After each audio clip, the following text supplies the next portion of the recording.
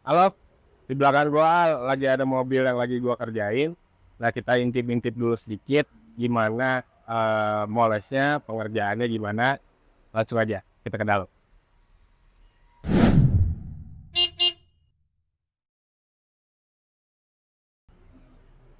Nah, sekarang kita bisa lihat panel mobil pintu depan ini yang belum gua kerjain.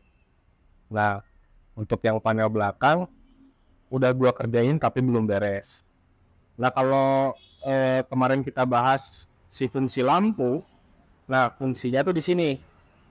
Kalau tanpa lampu, panel si pintu belakang ini udah terlihat bagus, udah terlihat bersih lah. Nah, coba kita dilihat lampunya, hasilnya kayak begini. Masih banyak hologram, masih banyak buffer trail akibat pemolesan. Nah, di situ fungsinya lampu. Jadi kalau saya bilang moles tanpa lampu itu kurang bagus, ya ini buktinya gitu. Jadi kalau nggak pakai lampu ya kita mana tahu polesan kita bagus gitu. Kelihatannya itu udah bagus gitu. Padahal aslinya belum gitu.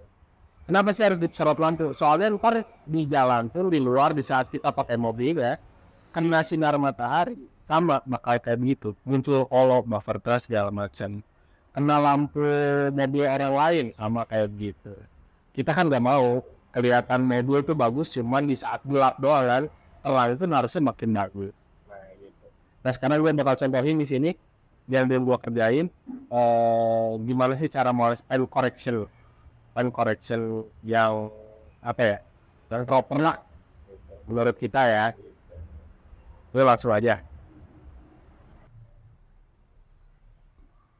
Nah, kita kemarin tuh bahas soal pressure. Pressure itu penekanan kita kepada panel. Apakah harus ditekan, apakah medium, apakah low pressure. Nah, itu tergantung dari defect panelnya sendiri. Gitu. Terus yang kedua, pattern. Pattern itu pola. Pola kita moles kayak gimana sih? Masa polanya gini, gini, gini, gini. Apa yang kita koreksi kalau kita ngegerakin istilahnya mah pet ngawur-ngawur gitu. Apa yang kita cari kalau kalau ngegerakinnya kayak gitu? Harusnya ya berpola gitu. Nanti pada hasilnya pun semuanya jadi rata. Di semuanya kena. Terus yang ketiga heat management. Nah, ntar kalau udah dipoles nih, ada panas yang ditimbulkan dari panel. Nah, kita harus tahu kapan berhenti, kapan kita ngegas. Gitu.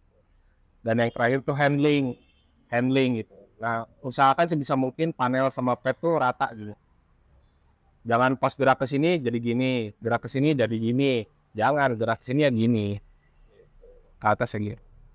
Gitu. Nah, sama bidang area yang mau kita kerjain tuh nggak usah gede-gede. Usahakan maksimal sebahu aja. Kenapa? Biar kita dapat detailnya gitu. Kalau gede-gede, kita curiganya nanti ada yang kelewat, ada yang apa gitu. Jadi sebahu aja. Buat geraknya pun kalau gede-gede jauh gini susah nih handling buat stabil. Nah, kalau misalkan segini-segini masih bisa kita stabil gitu. Jadi jangan mau langsung beres cepat tapi hasilnya kurang memuaskan. Dikit-dikit aja, santai tapi pasti. Nah, ini kita kasihin kumpon dulu step 1 gunanya buat cutting. Atau step 1 yang abrasif karena ini apa ya, panelnya lumayan parah, jadi kita pakai pet abrasif, kumponnya juga abrasif. Kenapa saya nyocolinnya ke panel, nggak ke pet? Itu patut dicoba. Apa bedanya? Ntar komen di bawah. Nanti di next video saya kasih tahu apa bedanya nyocolin kumpon ke panel sama ke pet.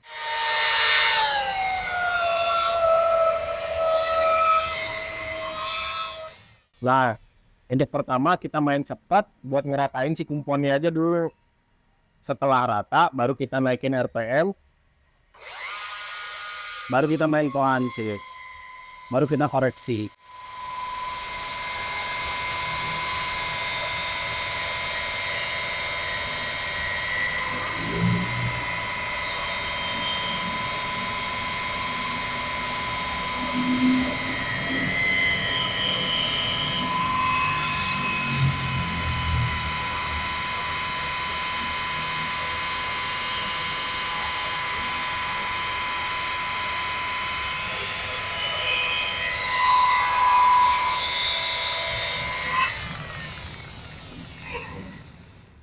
kayak gitu. Jadi kalau kalau saya patternnya gitu, kanan, balas, bawah. Jadi semuanya teratur kena dengan istilahnya putaran yang sama satu panel ini. Jadi nggak wacak sih, diurut aja dari atas ke bawah. Sekarang kita kasih air, buffing namanya. Ini tuh ngebuff. Jadi biar kumpon tuh terlihat di sini tuh udah habis padahal masih ada. Makin sedikit kumpon yang ada di panel, hasil makin bagus. Nah, air ini untuk menggunakan apa ya? Untuk mengeluarkan si kumpon-kumpon yang sebenarnya masih ada, jadi lebih bersih lagi panelnya.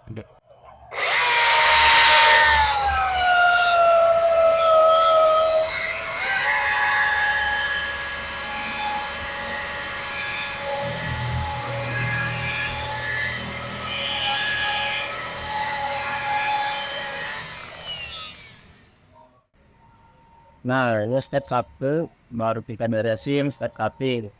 Nah, jadi ground sama buffer trails itu sebenarnya wajar-wajar aja karena itu akibat dari step 1 yang kita pakai kumpon dan tetes serba agresif. Itu pasti efeknya ada kayak gini, hollow sama buffer trail. Nah, buat ngilangin itu kita lanjut ke step berikutnya. Jadi nanti supaya benar-benar cleanliness maksimal.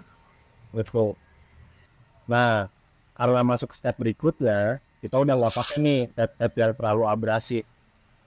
Dan saya lihat juga defect yang nggak terlalu parah. Saya langsung loncat ke step finish.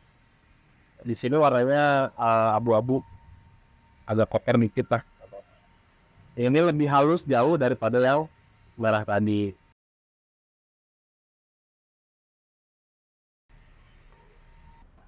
Nah, sekarang kita pakai kumponnya juga, bukan kumpon yang heavy cut. Kita pakai kumpon finishing buat lebih flawless dan ngilangin defect-defect yang ditimbulkan dari step 1 tadi.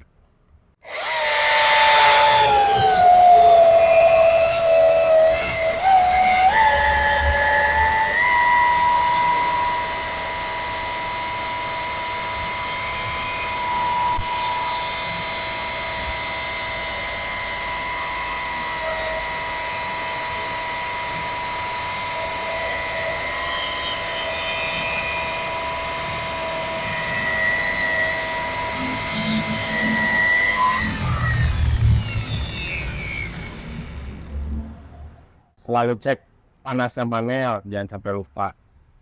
Ntar kalau lupa berarti sepanas apa itu agak susah buat dideskripsikan.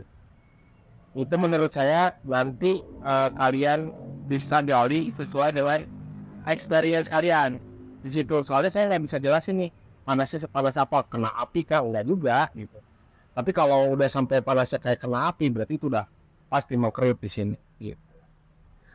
Anget lebih dikit lah. Nah, jadi ini bedanya ini yang belum, ini yang udah, sama ini yang step 1 gitu. Adapun defect-defect yang udah kena ini masih terlalu dalam. Ini clear coat-nya udah mengkerut, bukan mengkerut apa ya, udah gitu lah pokoknya. Nggak bisa ketolong ini, harus pakai repaint. Cuman dari baret-baret, dari custom udah beda jauh.